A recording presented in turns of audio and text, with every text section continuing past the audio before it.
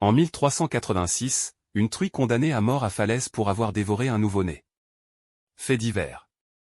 En 1386, à Falaise, Calvados, après avoir dévoré un nourrisson.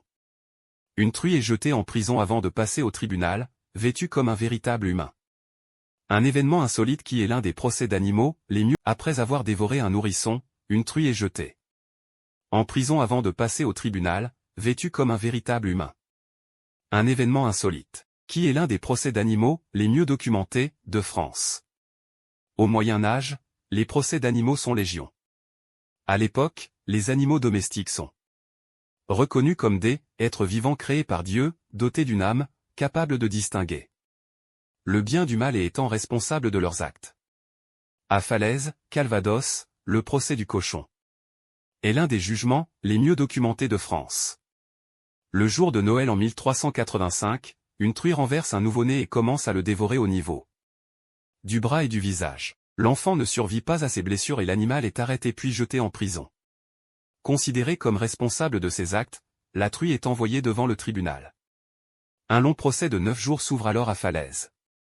La truie vêtue comme un humain. Après les restitutions de l'enquête, des témoins sont invités à la barre. Pour qu'elle puisse se défendre, on désigne un avocat commis d'office à la truie.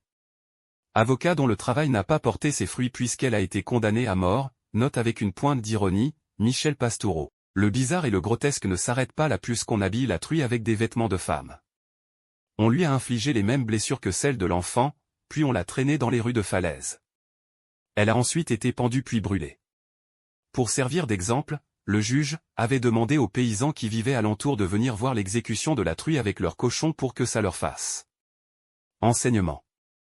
Il y a l'idée que les cochons étaient capables de comprendre et se comporteraient dorénavant beaucoup mieux dans cette région pour ne pas subir le sort de la truie. Aujourd'hui, le seul vestige de cette histoire se situe sur le flanc sud-est avec une petite statue qui représente un cochon. Cette histoire continue de fasciner, à tel point que l'écrivain Oscar Koupfan a décidé d'en faire le sujet de son roman intitulé Le procès du cochon, sorti en 2019. Pour garder en mémoire l'événement, une grande peinture représentant ce procès avait été réalisée quelque temps après le procès et exposée dans l'église Trinité. À Falaise jusqu'au XIXe siècle.